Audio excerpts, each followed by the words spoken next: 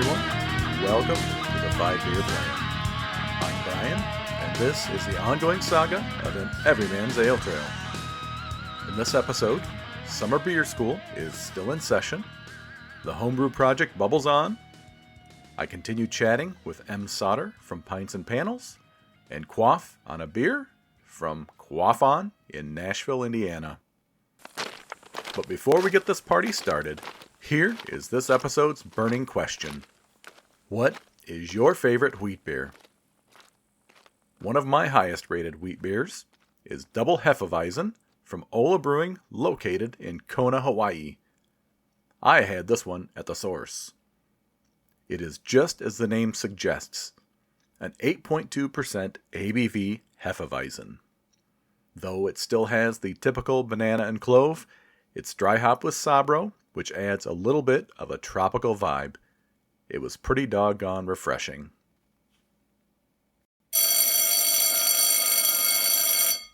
Alright, my beer-centric students, it's time for the 4th session of Yeast Feast. Welcome to Yeast 101.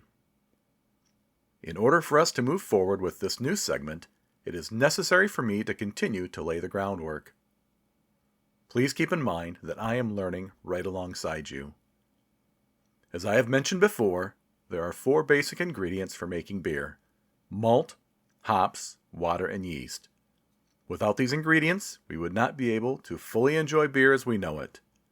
Please don't split on me yet. As I mentioned in the last episode, yeast undergoes what is called anaerobic respiration. During this process, the yeast puts forth its energy to multiply itself to a sufficient volume before it begins to process the sugar in the wort to create ethanol. This process is called propagation. The brewer can let the yeast work on its own, or they can give it a little boost by propagating yeast prior to fermentation. I found a great description for propagation on beerandbrewing.com. Yeast propagation is a method by which you can grow larger colonies of yeast from smaller ones. Those smaller colonies may be a packet of liquid yeast, the dregs at the bottom of an unfiltered commercial beer, or even a sample you receive from your local brew pub. It's generally not advisable to propagate dry yeast because dry yeast is packed with the nutrients it needs to ferment beer, and it's better to put those nutrients to work in your actual beer instead of a propagation step. Homebrewers usually call yeast propagation making a yeast starter. A yeast starter is a small amount of wort whose purpose is to give yeast cells an opportunity to reproduce. To make a starter, you prepare low-gravity wort by boiling dry malt extract, or DME, with water. You then cool the wort to room temperature and pitch a packet of liquid yeast. Over the course of a couple days, the yeast reproduces and yields a much larger population than you started with. I had the pleasure of joining a top-notch home brewer earlier this year in Florida who propagated his own yeast starter in this way for each and every batch. At the point I bump up to a larger system for my home brewing, perhaps I will have to try creating yeast starters. Until then, I will keep doing what I'm doing with dry yeast packets. I hope you'll keep tuning in because it's going to continue to be an interesting journey. In this segment of Homebrew Hijinks, it's time to pitch the yeast in the North Avenue Double. While waiting for the hop stand to complete, I prepared my ice bath in the sink. I had already sanitized my fermenter and kept it closed until I was ready to pitch the yeast. I covered my pasta pot and placed it in the sink. After about 10 minutes, I drained a portion of the water out of the sink and added additional ice and water. I gently swirled the pot in the sink to try and accelerate the process. I periodically checked the temperature with my instant read thermometer until the wort at the center of the pot read 72 degrees, which is exactly where my yeast wants to work. I lifted the pot out of the sink and then removed the lid. I carefully poured the wort into the fermenter and stirred it to try and add some oxygen. I then opened the sanitized yeast packet of Lallemand New England East Coast Ale yeast with the sanitized kitchen shears and pitched the yeast. I closed up the fermenter, added the airlock, and began cleaning up from my brew day. Next time, fermentation gets percolating. Now, it's time for Barstool Banter. This episode, I turn the page on the finale of my interview. Em Sauter from Pints Panels draws a picture of what it's like to be a world-traveling beer judge, sketches out what it takes to be an advanced cicerone, and colors boldly her passion for the craft industry and those that work within it. I've also always thought that being a beer judge would be a really interesting job because I always have my nose in a beer and I'm always swishing it around, I'm smelling it. And that's kind of what drew me down this path of starting a beer podcast. The typical craft beer drinker, I don't think, realizes that you really have to use all your senses, or you don't have to, but I think it's good to try to use all your senses to fully enjoy craft beer. How did you go down that road of becoming a judge? So I started the way anyone else can start, which is judging homebrew competitions. Everyone's always like, oh, wow, international beer judge. How does that happen? And I go, start judging local homebrew competitions. And once you start getting your BJCP certifications and passing the online exam, which then you pass the tasting exam, and then there's a written.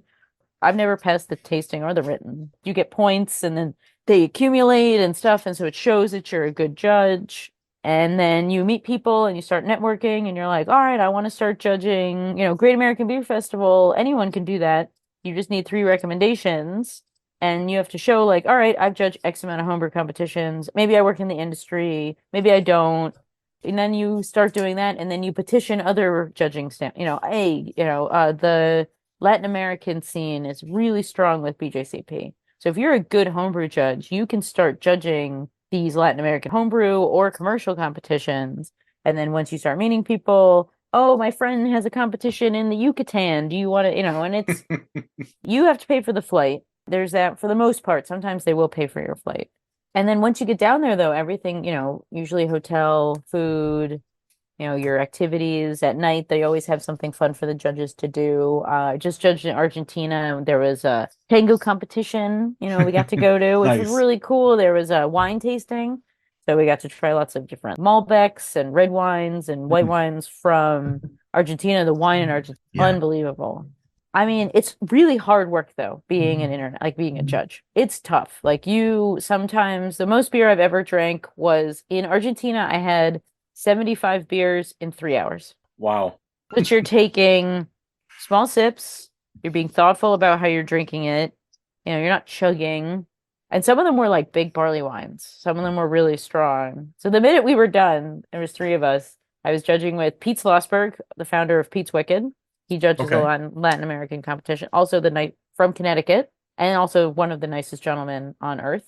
And I was judging with this guy, Marco, who owns a brewery in Argentina and in Peru. And he's Peruvian. He lives in Miami. And the 3 of us, when we were done, we were like, we need food now. Food now.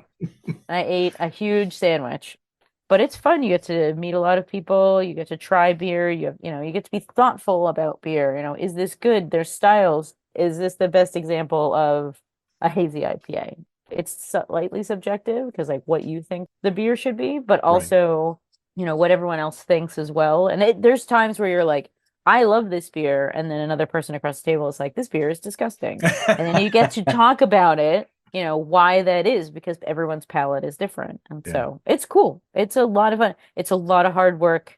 It can be painful because if you drink X amount of beers, you get you don't get drunk, you just get bloated. I find the Great American Beer Festival in Denver, I think it's the altitude, is the hardest. Because at the end of the day, everyone's like, let's go drink more beer. And I'm like, no, I don't. I usually I stay like 20 minutes from the convention center. I go have a beer and then dinner. And then everyone's like, let's go out. And I'm like, no, it's bedtime. So you also have to be thoughtful when you are judging, like you just drank a bunch of beers, like at moderation and like the amount of alcohol you consume while you're judging is something. Sometimes you only drink like 15 beers. Sometimes you drink 70 beers. Sometimes they want quick comments. Homebrew competitions, they want you to tell you what's wrong with this beer and then how to fix it. So there's a lot of troubleshooting as well. So you've got to be pretty familiar with the brewing process and whatnot. The international beer judge scene is kind of small, and so everyone knows everybody else, and they're just a really great group of people. So it's always nice to bump into them. I'm going to judge in Germany for the first time this September, and I'm really, really excited about that. And then I get to go to Oktoberfest, because I went last year, and it was the best time of my whole life, and I would how do I go back? And so when I found out judging ended the day Oktoberfest began, There's a group of us going, mostly South American judges, and then a bunch of people are also bringing their like wives and husbands as well. So it should be a good crew. That sounds like a lot of fun. I've always thought that it would be a blast to go to Oktoberfest, but I've heard from people that have been there before that basically it's like they put up a tent and there's like 10,000 people in this tent and it's just like mass pandemonium drinking, just partying. And they didn't necessarily care for it, but I think it'd be fun to try one time. It is what they describe, but I mean, I went, I had one beer. It's a quart. So it's, you're having like 3 cans essentially. Right. I had one beer. It's just joy. There's a band, everyone's singing, people are happy. Yes, a guy almost threw up on me. Yes, he did not though. First thing we got out of the subway for the exit, and a guy walked by us being carried by his friends covered in blood, and I was like, this doesn't bode well. I was really nervous because I had a lot of Germans be like, why would you go to Oktoberfest? It's just a total mess, blah, blah, blah. Don't do this, don't do this. Yeah, there is some like, overindulgence for sure. The band is good, the singing, the joy, people coming together. It's very family friendly. Not everyone's going to get hammered. And so if you kind of look at it from that angle, and there's so many children and there's carnival rides and it's stuff. It reminded me of like a state fair where drinking is the draw. It was awesome. So I'm excited to work. I have a reservation at the Lowenbrow tent. I'm really excited. Excellent. One question that came to mind, how do you deal with strange styles as a judge? So like I judge the experimental category, and so that who knows? Some competitions will let you choose what you want to judge. Okay. Sometimes they won't listen to you. Like I don't really like judging high alcohol beer. I like those styles in certain, but I don't want to drink 20 of them perhaps. Yeah. When I judge. So, but sometimes they have a lot of them and they need you. But I usually like if I get an experimental category and I don't like a category like a flavoring in the beer, I will recuse myself and be like, I can't judge. Like I don't like pickles. And there are a lot of like pickle Same. sours and pickle goes, I don't like pickles. Pickles are gross. Don't like pickles. And so I won't judge those because that's not fair to the person that brewed it. When there's an experimental category or experimental style or something, it's exciting actually. I kind of like it, especially in South America. I was judging in Chile and there was a spontaneous beer fermented with like blue corn. Mm. And then there was like they barrel aged it in some weird barrel and it was like really cool. And it's like watching people get to experiment and see what they come up with. It's actually really exciting. And there's a lot of new flavors and whatnot. If I don't like that kind of thing, again, I'll recuse myself. But I get excited when there's, oh wow, I've never seen this before. Beer is it's evolving. It's always in some evolutionary stage. And so seeing what people create is really fun. I like it. You also mentioned that you're an advanced Cicerone. Can you tell my listeners what that is and what it really takes to achieve that title? Sure. There are 4 levels of the Cicerone program. There's Certified Beer Server, which is an online exam. There's Certified Cicerone, which is a 1-part written and 1-part tasting portion, and then a oral presentation. So here, the one when I took the Certified Cicerone was, here is a faucet, take it back apart, put it back together, explain what you're doing. When would you clean this? How would you set it up? Stuff like that. And then the Advanced Cicerone is essentially the doubling of that. They do the tasting portion now on different days. When I took it pre-COVID, I took it in 2017. It was 1 full day. So it was 3 hours of essays and then a tasting portion, and then 3 hours of essays again in the afternoon after lunch, and another tasting portion. And then you had to step away for 1 oral. So they gave us a porter and they said, tell me everything about American Porter. So you have to know the IBUs, how bitter it is, the ABV, what's the ABV of a porter, and you're using the Beer Judge Certification Program guidelines. Color as well, what's the standard reference method or color? And then, mention a couple of commercial examples, how it's brewed, blah, blah, blah. And then they'll give you a beer and they go, did I just give you a porter? And mine was, I was like, no, this is a stout because it was very roasty. And it was actually a porter. It was Founder's Porter, but Founder's Porter is 6.5%. It's on the upper end. Right. I was like, that's a trick question. I was really agitated. I was like, it's essentially a stout. Come on. And so it's a really tough exam. It's a mixture of essay, short answer, fill in the blank. They'll give you a list of foods and they're like, what is this food? How do you study for that? It's really tough. I left the exam thinking I had failed. I was confident I did very well in the tasting because they tell you the answers after you do the tasting portion. So I know I had done really well in the tasting. So I was very proud of myself because that's hard. It's off flavors, is this diacetyl, yes or no? Is this style I've given you a blonde ale, a Belgian blonde ale, a triple, or a Helles? And you have to circle the one that's right. So you're like, I don't, maybe I don't know. A Belgian blonde and a triple are super similar for the most part. Triple's just higher, it can have higher BUs and higher ABV. And so that's tough. And then they'll give you a beer and they're like, is this fit to serve? So like, would you serve this beer in your bar if you were an owner? And why or why not? And so it was really tough. I left thinking I had not passed and I passed on the first try. So I was really ecstatic. And there are only like 180 advanced Cicerones in the world. Wow. And then there's the master, there's 28 master Cicerones. And that's essentially do the exam, the advanced Cicerone twice. It's 2 days. I've taken the master twice and I got close, except it's just so, as someone who's their own boss and has their own business, you need 40 hours a week extra just to study. I don't have the time. I don't know how people who pass it and have full-time jobs. I took it twice. I did pretty well. I thought about taking a third time, but at that time I was just like, it's so much.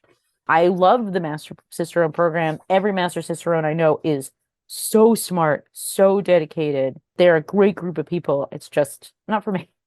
One of the things that I notice in the industry currently is we are seeing a lot more diversity.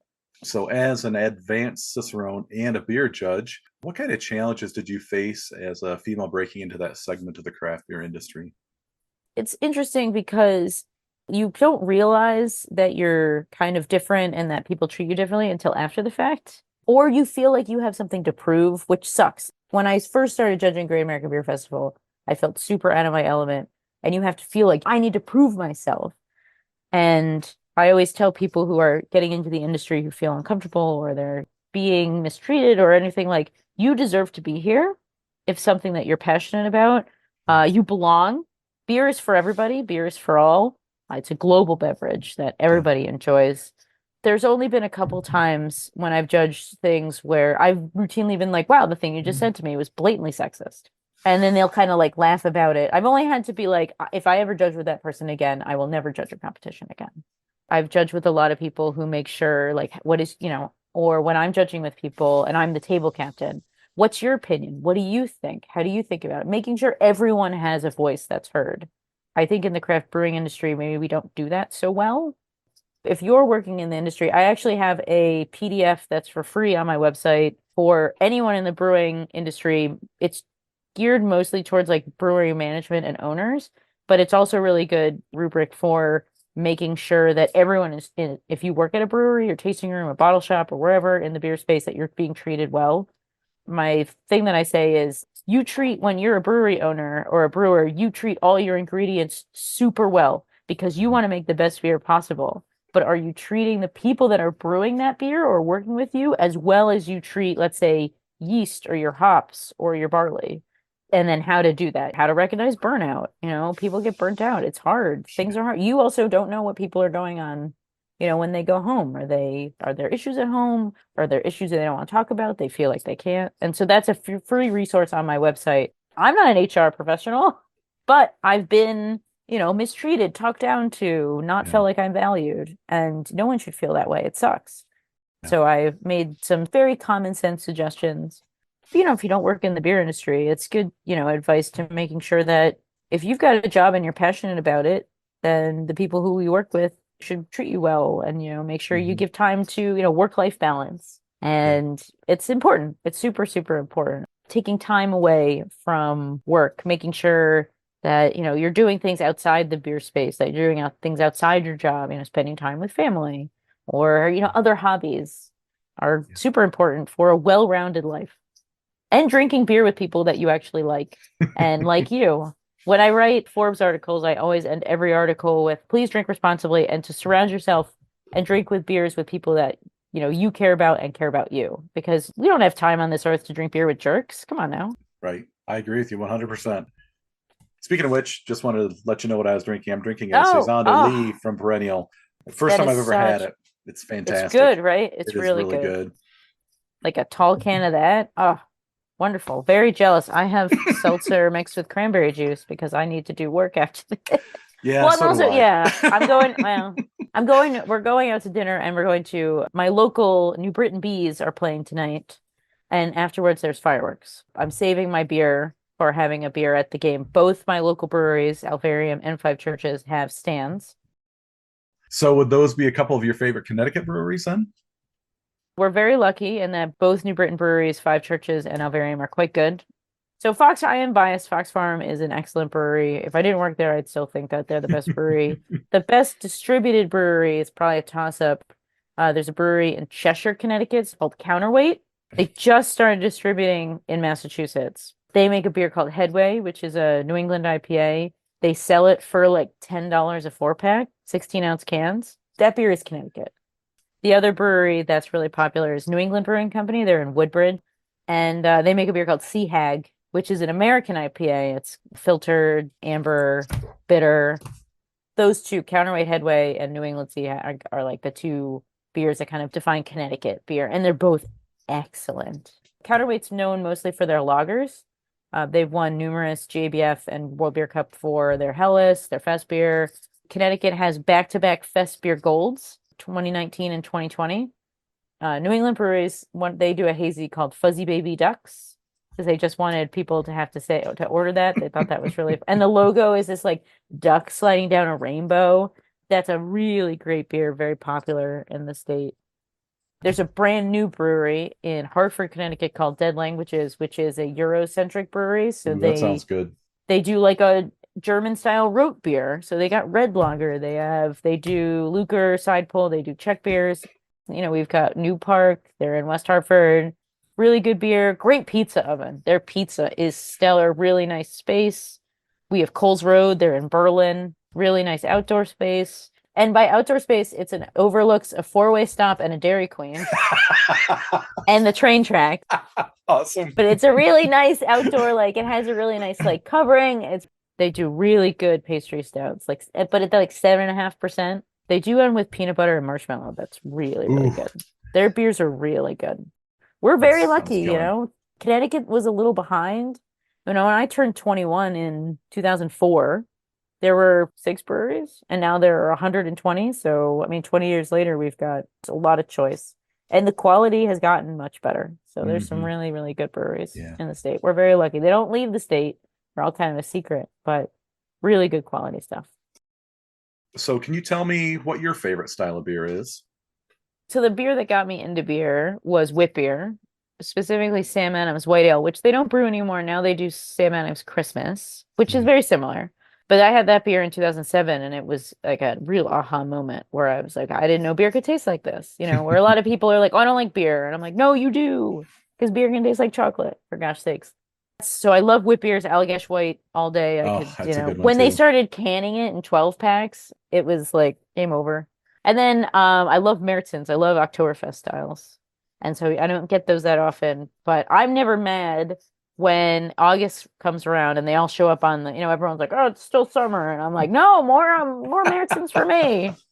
And so I really love like amber lagers and that style. Those were kind of my beginning beer journey. Like those were kind of my go-tos. And so I have a real soft spot for like fest beers and Märzen's. Especially, I mean, they're great in the fall. Hmm. Yeah. And they're really, really nice. So those are my I like all beer, really. Yeah, I agree. I'll try Hmm. anything once, Yep. So you just never know. I guess the one beer style that I'm not particularly keen on is I don't really like coffee stouts, but that's just because I have a caffeine sensitivity and I have one in I'm not going to drink a coffee stout at 11 or 10 in the morning. Coffee in my mind is breakfast.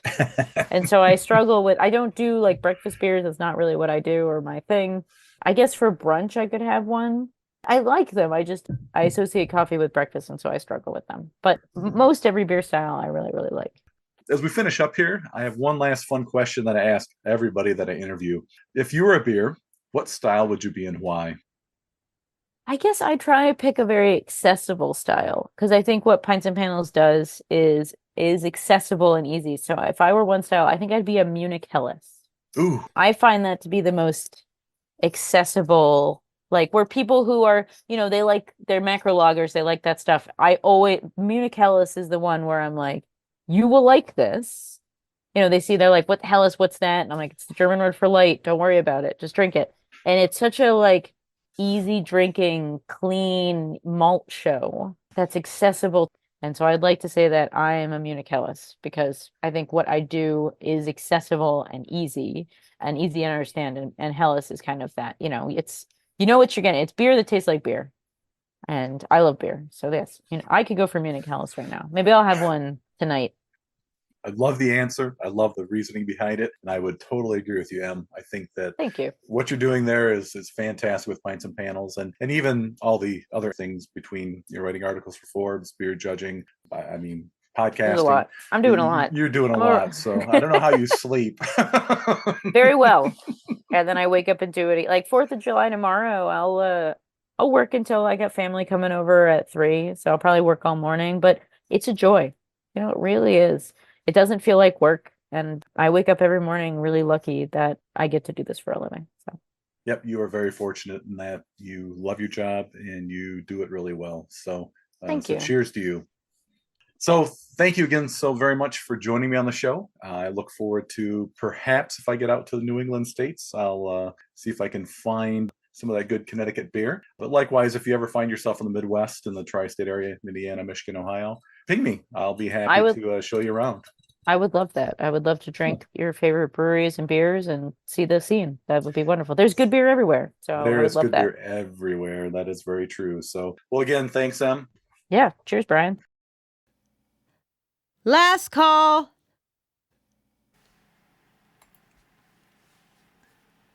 It's nearly time to wrap things up, but first, one more for the road. This episode, I'm drinking Blood Orange Yellow Dwarf from Quaff On in Nashville, Indiana. From the brewer, adding blood orange to our yellow dwarf dry hopped American wheat ale can only lead to great things. The citrus perfectly complements the fruity and tropical aromas provided by the hops. Without further delay,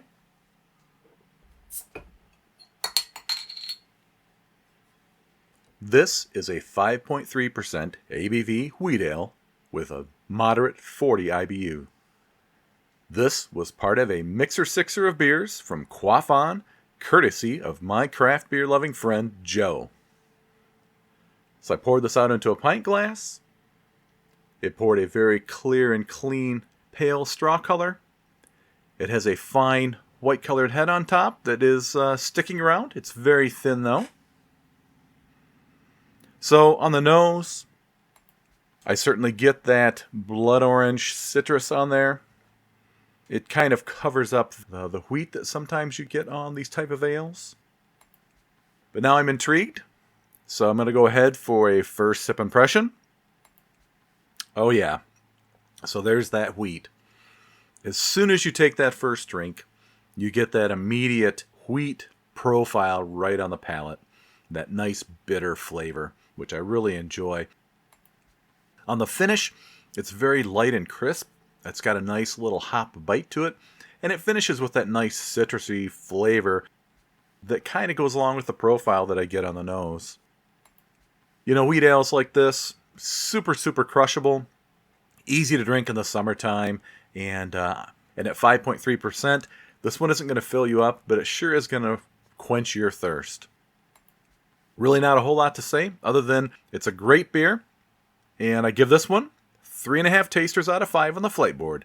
Cheers, Quaff On, and thanks again, Joe. I'm always looking for new craft beverages to review, so if you've got one from your favorite local craft brewery, meadery, or cidery you'd like me to drink and describe, reach out and let me know. That's all for this episode of the 5 Beer Plan. With so many podcasts out there, thanks for choosing to listen to mine. Join me next time as I continue to lay the groundwork for yeast, continue the homebrew adventure, and review another beer with a special guest. Remember to hit the subscribe button on your preferred podcast platform to be notified of new episodes. Follow me on Instagram as well, 5 Beer Plan 2022, to see what is happening on my personal ale trail. I'd love to hear from you, and there are several ways you may do so. Leave a comment for this episode on Spotify, direct message me on Instagram, or email me directly, 5-beer plan at frontier.com. Be sure to support your local breweries, choose your beers wisely, and drink them responsibly. Until next time, keep walking your ale trail, and stay thirsty, my friends.